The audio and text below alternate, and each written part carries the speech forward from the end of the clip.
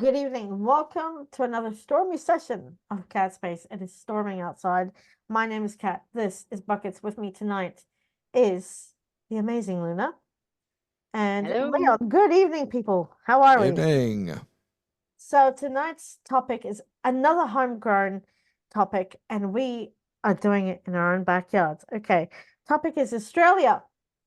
Will there be a hung parliament? Question one goes to you, Leon, and we'll go around in turns. What is the likelihood of a hung parliament? Um, well, unfortunately, the key to who is going to be leading and who's going to be in parliament, who's going to be running the next 3 years, is the popularity of the prime minister. And right now, both the prime minister and also the opposition leader are not popular. However, the ALP at the moment are losing ground in the likes of Western Australia and also South Australia, but that doesn't necessarily mean that you'll kick the Labor Party out of office. Um, so um, it is a probability. However, it will be a nightmare considering what happened in 2010, I believe it was, when we had our last hung parliament. The last hung parliament ended up being a farce for 3 years before the ALP got chucked out in the following election. Hmm. Good answer. Luna, what is the likelihood of a hung parliament? Um,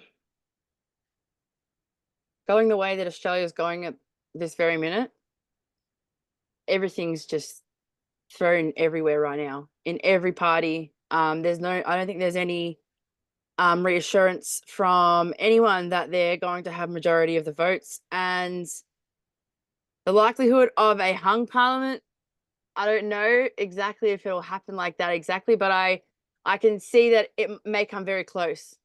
But yeah, that's my answer. Good answer.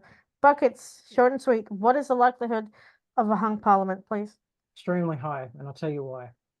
The major parties, like the Labor Party, are extremely not popular at the moment, even though they have majority government. People think that they're not doing a good enough job, even though they voted them in. And the independents seem to be getting a lot of popularity, more popular than the current party than we have now. So One Nation has never been this popular.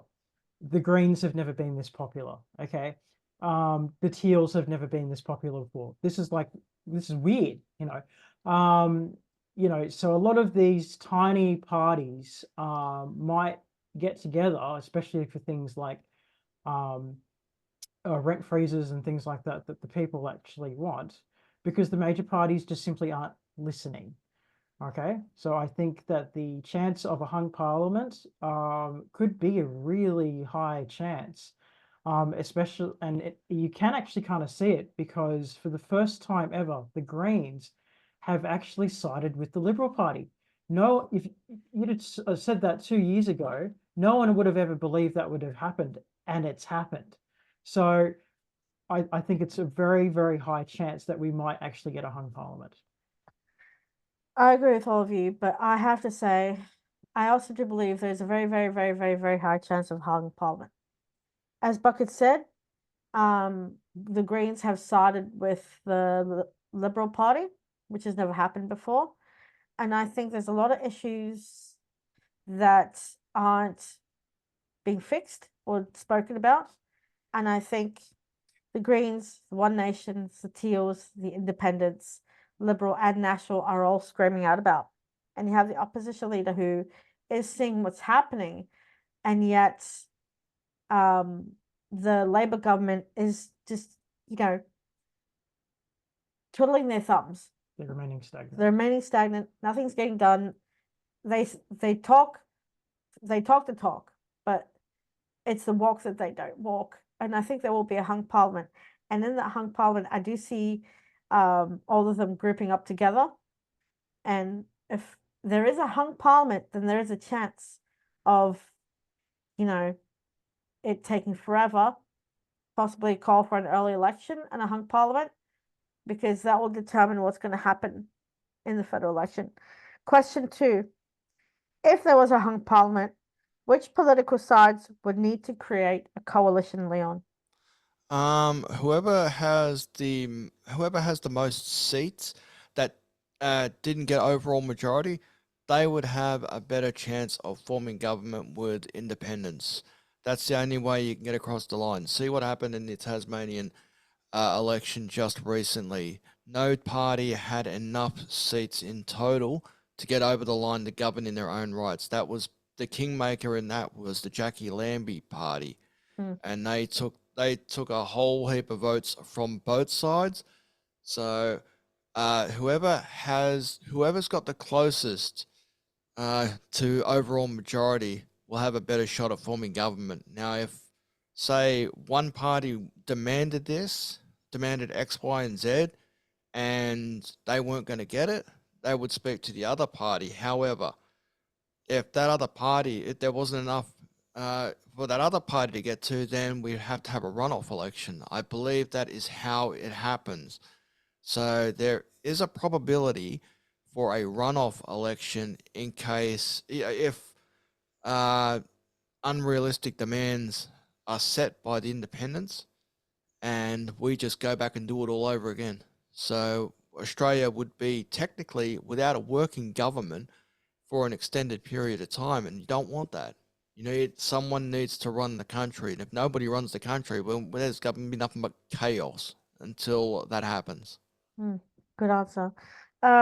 Luna, if there was a hung parliament, which political sides would need to create a coalition? I think speaking on what Leon said, the groups with the biggest, the most amount of seats are going to be the smartest to team up together for a solution wise. However, I do think they would have an opportunity to strategically plan who they're partnering up with and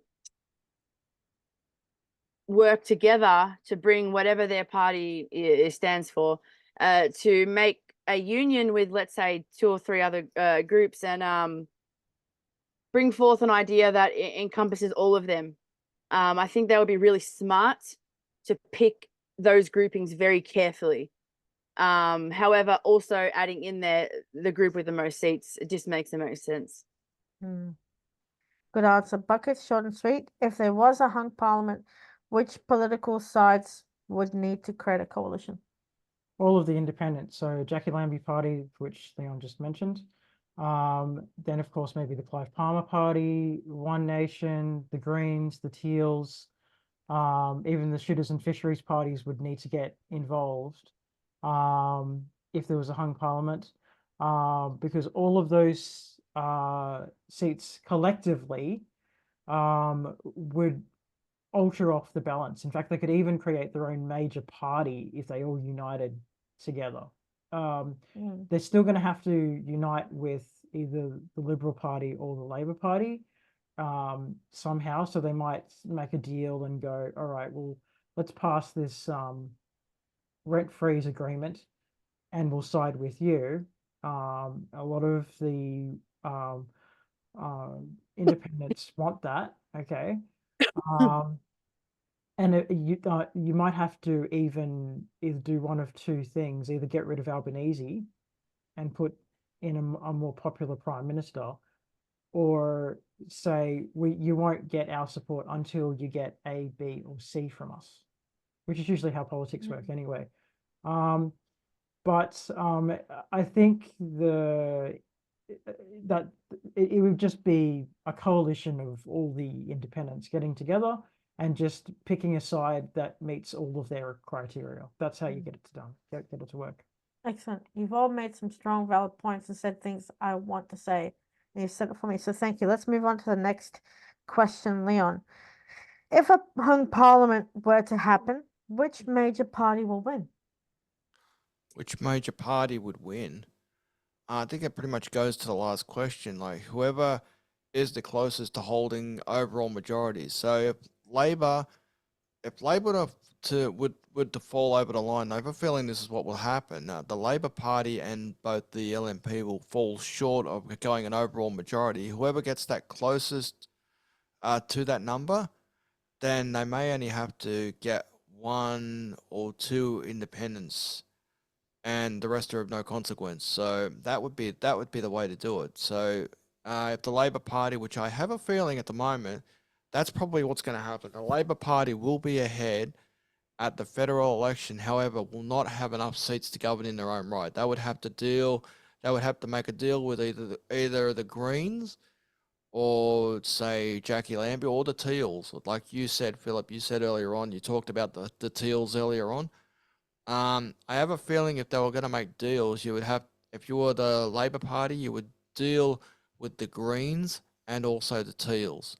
And if my judgment would be correct, then they would only need 2 or 3 of those, and it doesn't matter what would happen at the end, because say the ALP, the Labor Party, would secure enough seats to form a government. Even if it's a minority government, it's still a government. Good answer, Luna. If a hung parliament were to happen, which major party will win? Labor. Straightforward. I really just I don't know. It just I will say this, amongst the people who don't, and I'm amongst them, the little that I do know, I apply to kind of my own understanding and knowledge of Parliament. But in Australia, majority of people do not understand Parliament.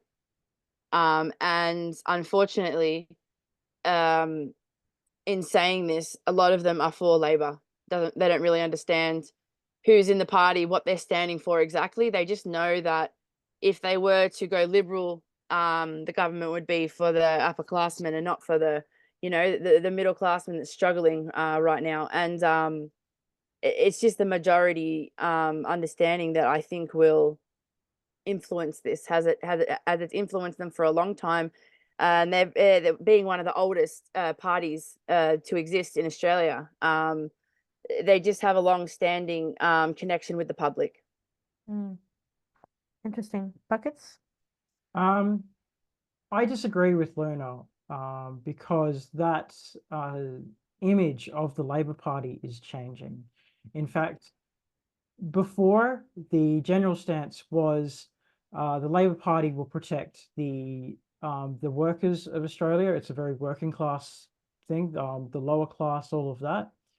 But since Albanese has been in power, that's not what has happened. In fact, it's been a complete reverse. In fact, the Labor Party is acting more coalition-based than left-wing, which is surprising.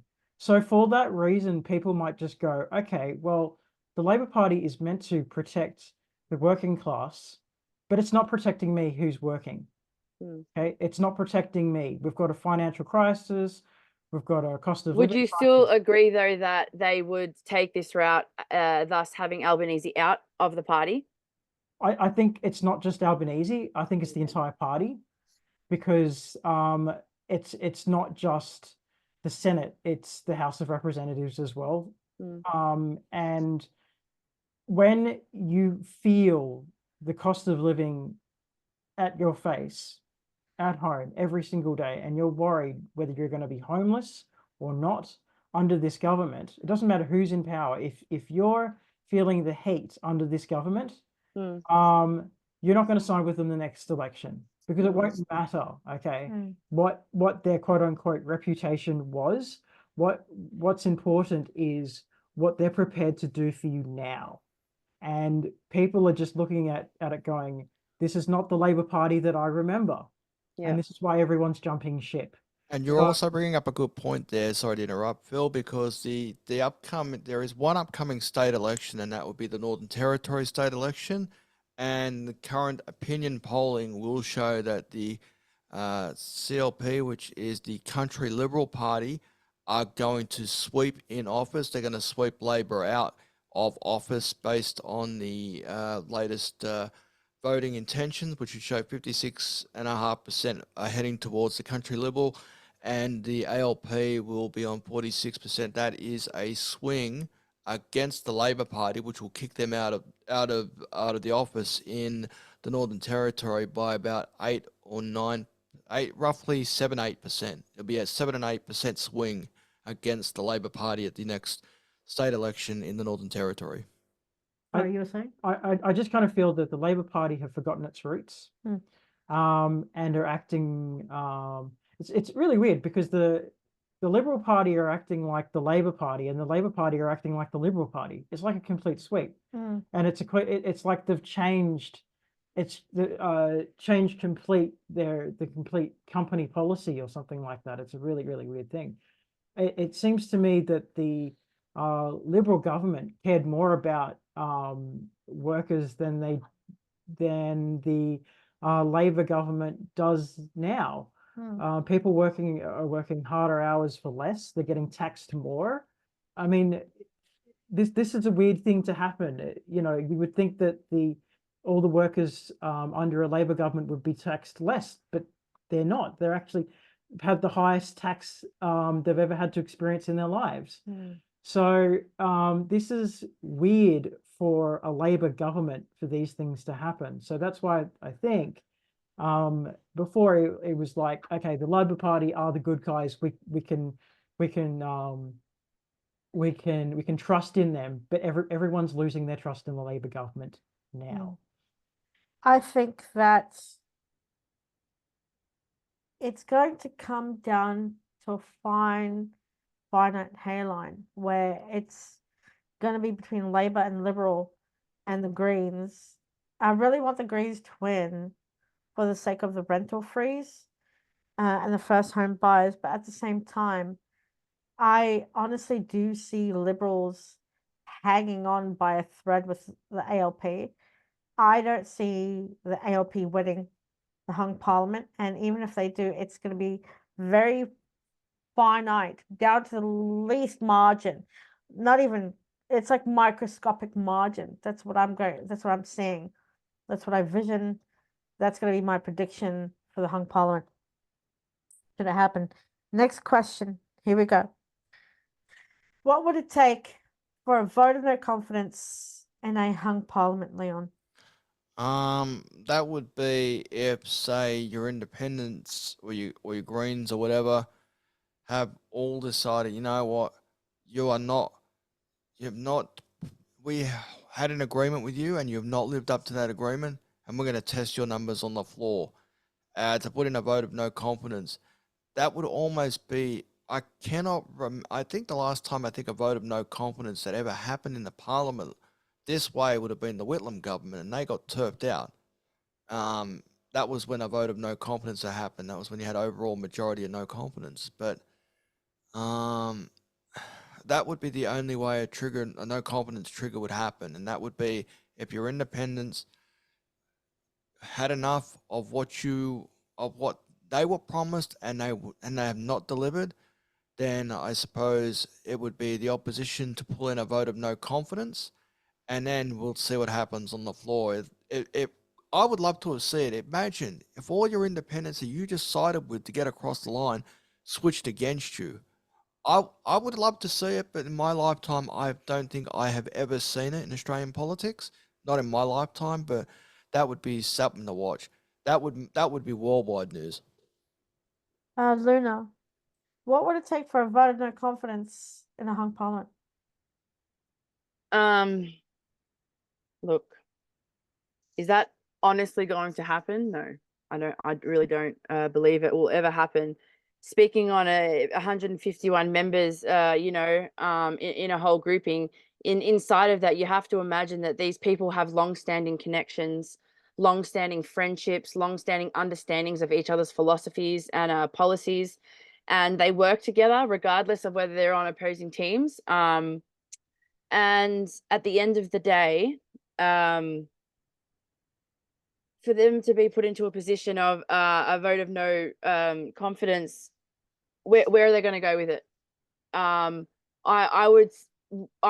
see them preferring to side with their least, like, so let's say they don't like either, they'd go with the lesser of two evils, if that makes sense, rather than going with a vote of no confidence. And that's just my opinion on where their heads would go during a time like that. I think that's in a drastic situation at the end of the day. Yeah, that's my answer. Okay, so I think a vote of no confidence, like anything, has a possibility of happening if they had a vote of no confidence. The Governor General would have to get involved and effectively sack the Prime Minister. In fact, that's technically why the Prime Minister has basically sacked the governor, the last Governor General, who was Liberal, David Hurley, who happened to be a Liberal man, to a Labor female. Sam Mostyn. Exactly. So because she's supports the Labor Party during the Keating She was years. part of the Paul Keating office. Yeah. So they've effectively gone, we can't risk a Liberal Governor General right now, just in case I get kicked out, because my popularity levels have gone down.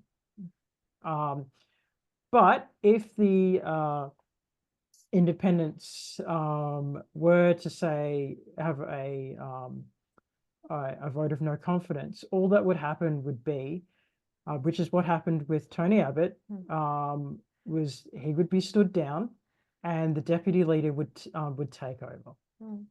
Okay, and you said that you wouldn't see it in your lifetime. It's actually happened in your lifetime at least 11 times. I didn't say that. Yeah, Did they happen in Australia? It happened in Australia several times. I never said that it wouldn't happen in a lifetime. What are you referencing just then? I was the one I was the one who mentioned that I don't think I've ever seen it in my lifetime, but Okay. No, well, yeah, exactly. It's happened a few times. I know, yeah, for sure. Right. So it happened with Tony Abbott. He wasn't in there very long. They gave him a vote of no confidence. He got taken over by Malcolm Turnbull. oh, you're talking about it within one's own party, not within, say, a hung parliament and minority hung parliament. If the members of your party don't believe you're doing a good job, then it can happen. Obviously, as you brought up that reference there, that reference that you're talking about was Tony Abbott getting rolled by his own party. Now, you're speaking it that way, then I have seen it 3 other times. That would be Rudd, Gillard, and Rudd. Boy, wasn't that a circus in those 3 years? Well, it was Rudd, Gillard, and Abbott. So Gillard was a very memorable one. I think I agree with Buckets. I think a vote of no confidence in a hung parliament can happen and will happen. May not be now, could be in the future. There's a very high chance that there will be a vote of no confidence when there is a hung parliament, which means they will stand down Albanese, and then whoever's in his place will take his place for the interim until the next election, or if it's in the future and whether it's Labor, Liberal, Greens, or whoever in a hung parliament, I do believe it can happen. I do believe it will happen. I do believe we will see it in our lifetime in the future. I do believe that it'll take very little vote from each side, and if it's Albanese staying in, they will hang him out to dry, and before we know it, they'll just have a quiet meeting with them and they'll toss him out on the orders of the king.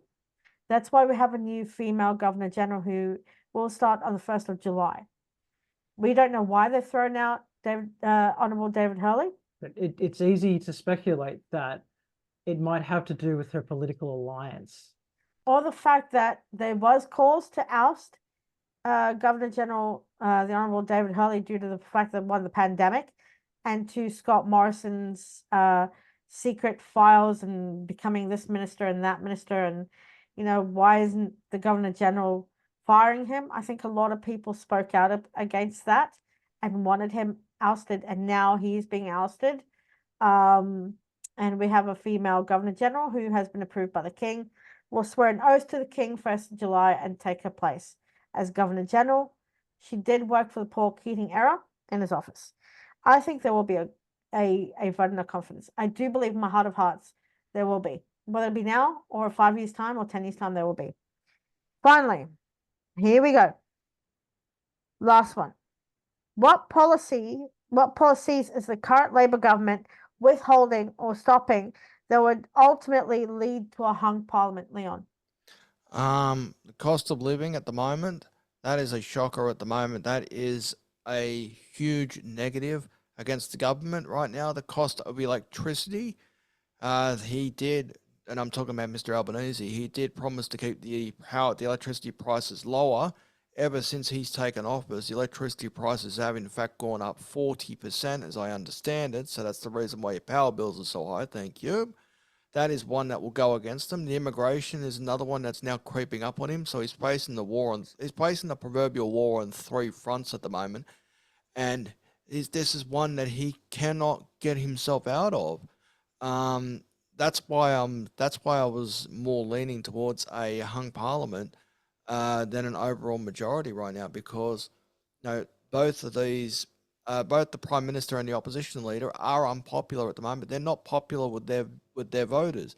So if they go to a hung parliament, that's the negatives for the government right now. The cost of living, pretty much the cost of everything, cost of electricity, the fact that they want to rush to this renewable target, which is not feasible, which is causing a lot of businesses to go out of business. See the construction industry for a major example of that. Construction industry businesses are going out of business quicker than you can count them at the moment. So that's another one. All Peter Dutton, the opposition leader, would have to do is just target those. If he targets those ones constantly, and he may not even need the minority government. He may just get in on his own right. But they would have to climb a huge total. They would have to climb a huge mountain, and I don't know whether or not they'd be able to get those numbers overall. So that's why I'm thinking more of a hung parliament than an overall government in the next election. Fair enough. Luna, what policies is the current Labour government withholding or stopping that would ultimately lead to a hung parliament? Cost of living, number one. Number two, job crisis. Number three, the fact that they keep sending money overseas to different countries to fund different things, and they're not focusing on things in our country. Like, for instance, what Leon mentioned, the construction industry. My family's had a big part. They're a part of the construction industry for a long time. There are a lot of the big players in that industry, and at the moment there's a timber shortage. A lot of companies are trying to turn to metal and steel and stuff like that to build frames, but at the end of the day, if you don't have the money for that, it's not viable. Obviously, timber is a lot more cheaper than metal would be, and they're ignoring all these things going on in our own country, in our own backyard. I mean, even for instance, the thing, the vote for yes or no for the Aboriginals voice in Parliament. They could have, they just dropped it. That's it. Like, they could have done more with that. They could have come back to the public with a more in-depth plan for people to really understand, rather than just openly voting yes or no on something that we don't really understand. But they haven't.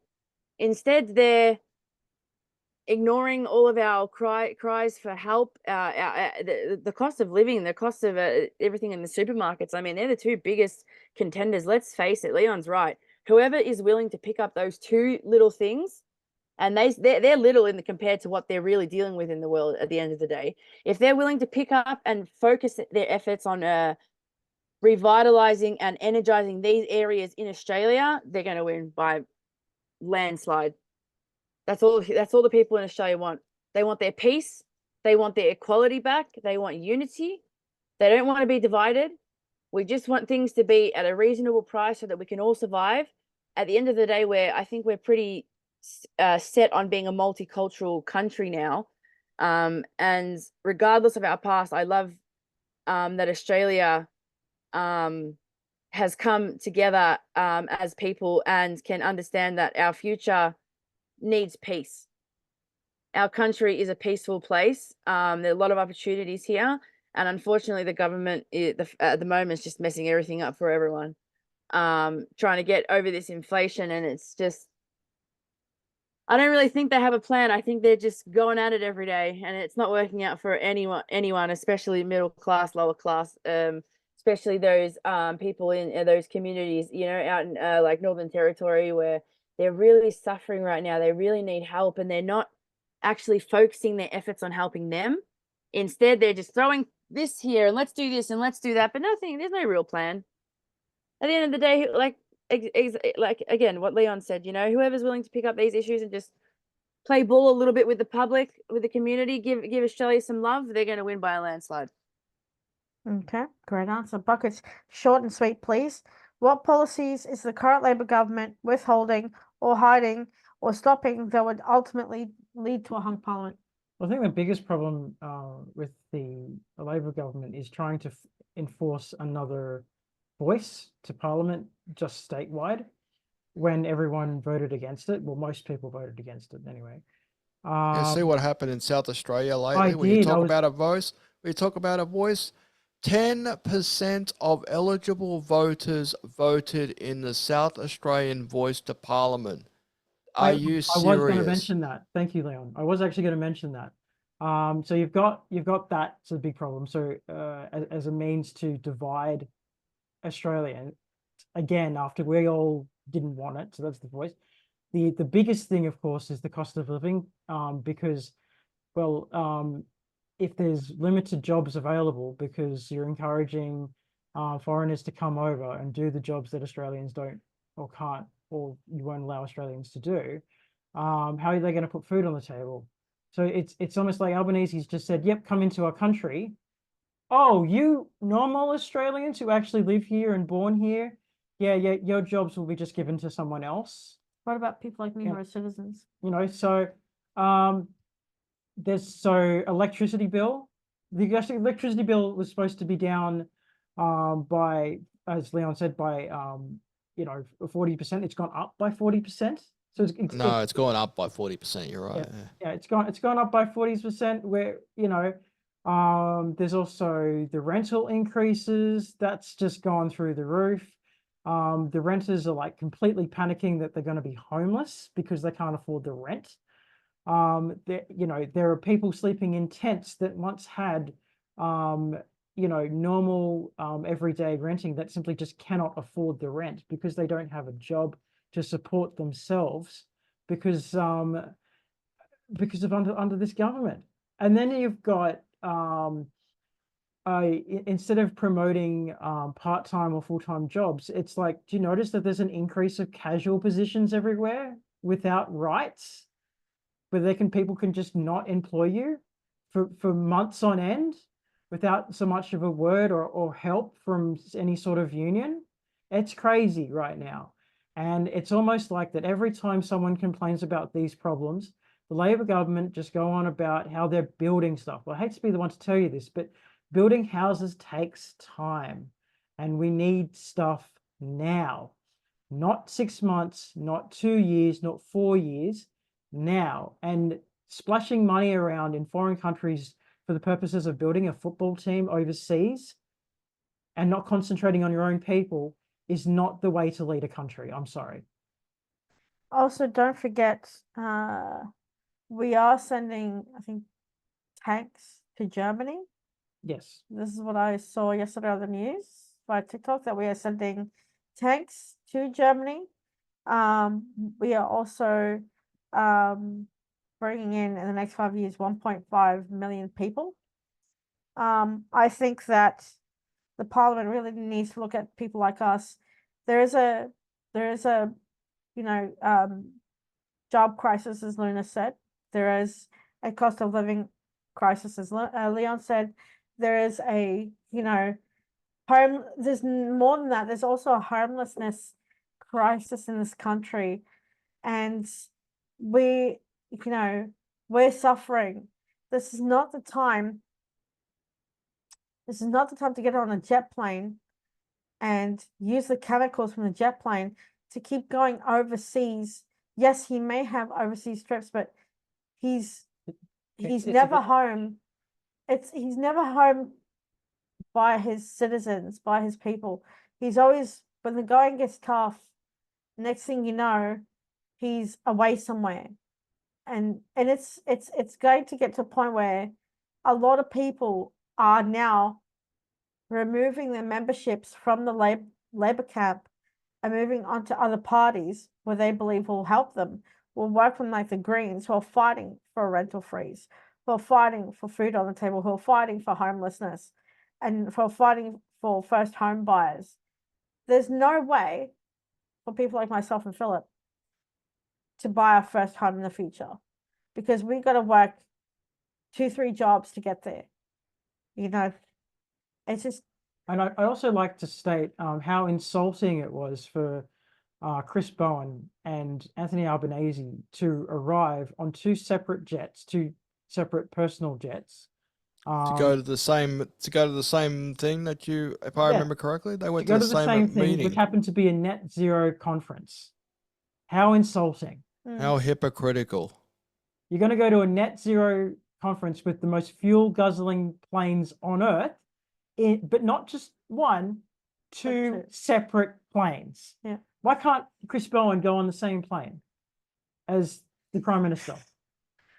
It's disgusting. It's a disgusting use of taxpayer dollars, and I don't see why it was necessary. Didn't he also use it to go on holiday last year or the year Exactly. before? Like I can understand if it's for work use, but this is just this is just luxury. Okay, This is just abuse of power, is what it is. Mm. Abuse of the taxpayer's credit card. Didn't our he shall remain nameless, but our member of parliament was in India last year with his family for a holiday. There's a lot of MPs who are using we're going to get down to net zero by 2030 or 2040 or 2050, when you're right. They're using jet planes full of chemicals and fuel that kill the ozone layer that we're inhaling and that making show us up to sick. these net Yeah. zero conferences. It's stupid. If you're gonna have us drive around in electric cars, why don't you drive around in an electric plane and see how that works for you? I'd like to think is one of the things that's also contributing to the cost of living thing, which I think Albanese is going to get kicked out for, is the fact that he can say, yes, let's do more environmentally friendly options like solar and wind turbine or whatever, but he's still happy to absolutely flog the tax at the gas pump. And when you do that, you make everything more expensive, because when you have to pay the tax, there's a new tax for oil, and when there's oil, you need oil to get from A to B, or petrol to get from A to B. So his environmental ideas is actually making Australia more expensive. So I can't see people supporting him as Prime Minister in the next election. And if they don't get rid of him real quick, he will probably be, our country will be worse off. And I can only see him as a one-term president to be Prime Minister, to be honest. That's how I feel too. I do feel like he's going to be a one-term sitting Prime Minister of Australia, and we will get a new person soon, hopefully, who'll do a better job of cleaning up his mess. But that's all we have in our podcast. Thank you so much to our current subscribers and viewers, and to the new subscribers. Let us know in the comments below. Australia, do you believe there's going to be a hung parliament, and what are your thoughts and feelings? Please let us know in the comments below. Don't forget to subscribe. Click the bell that allows to get more content out to you as we work harder to achieve that. Also, don't forget to click the bell as well, and invite your friends to subscribe. Please share our podcast. Let us know. We are on Spotify for podcasters. We are also on Anchor.fm, so you can listen to us via audio over there. Thank you so much. As always, I am Kat. With me is Buckets, Luna, and Leon. Good night. Stay safe and enjoy the rest of your day. Hey, Bye. Cap. Bye.